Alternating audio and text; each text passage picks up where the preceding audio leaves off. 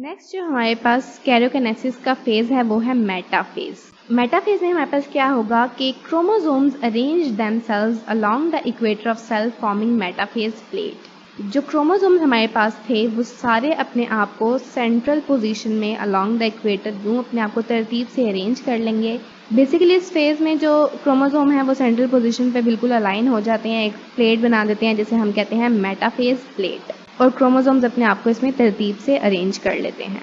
जो हमारे पास 2 सेंट्रियोल्स थे उन्होंने भी अपनी अपनी पोजीशन ले ली, ऑपोजिट पोल्स पे वो चले गए, और ये जो स्पिंडल फाइबर्स हैं वो हमारे पास क्रोमोसोम की काइनेटोकोर के साथ जाकर अटैच हो जाएंगे।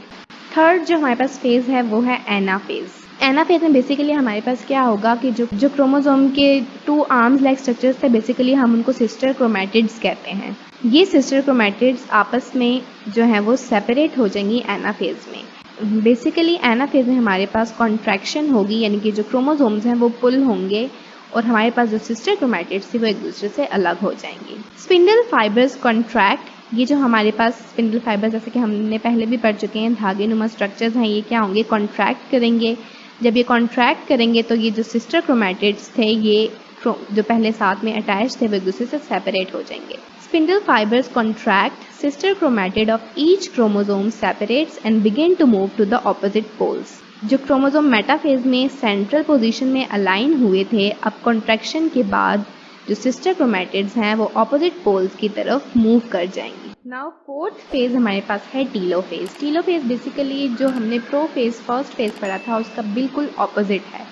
Telophase is the reversal of prophase. इससे आप ये याद कर सकते हैं कि जो जो चीज़ें प्रोफेज में हुई थी वो अब टीलोफेज में उसके ऑपोजिट चीज़ें होंगी। जैसे कि प्रोफेज में आपने देखा था कि न्यूक्लियर मेम्ब्रेन जो थी वो डिसइंटीग्रेट हो गई थी, लेकिन अब टीलोफेज में क्या होगा कि new nuclear envelope forms around each set of separated chromosome. जो हमारे पास एनाफेज में क्रोमोसोम सेपरेट हुए थे उनके इर्द गिर्द न्यू न्यूक्लियर एनवेलप जो है वो बन जाएगी।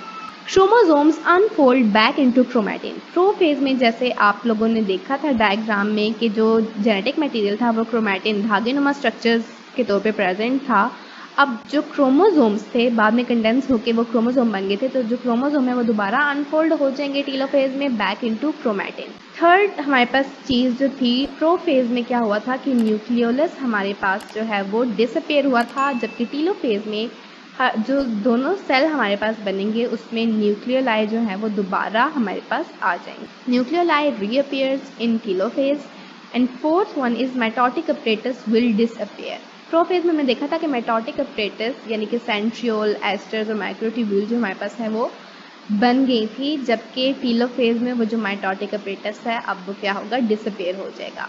अब जब ये सारी चीज़ें हो जाएंगी हमारे पास 2 डॉटर सेल्स हम मिल जाएंगे तो क्या हो जाएगा, हमारे पास न्यूक्लियर डिवीजन जो है वो हमारे पास यहाँ आकर कंप्लीट हो जाएगी, यानी कि न्यूक्लियस पूरे का पूरा डिवाइड हो गया। और फिर बारी आएगी हमारे पास साइटोप्लाज्म की डिवीजन की, दैट इज साइटोकाइनेसिस। यहाँ पे आप टीलोफेज की डायग्राम को देख सकते हैं। एनाफेज में जो आपने देखा था कि जो हमारे पास सिस्टर क्रोमैटिड्स सेपरेट हुई थी वो यहाँ पर 4 जो थी सेपरेट जो हुई थी क्रोमोसोम्स, उनके इर्द गिर्द न्यूक्लियर मेम्ब्रेन जो है वो बनना शुरू हो गई, न्यूक्लियोलस दोबारा आ गए, 2 डॉटर सेल्स बेसिकली हमारे पास यहाँ पे बन रहे हैं, और जो माइटोटिक अपरेटस था वो भी यहाँ पर डिसअपेयर हो चुका है। तो यहाँ पर आकर हमारा जो न्यूक्लियस है वो पूरे का पूरा डिवाइड हो गया है।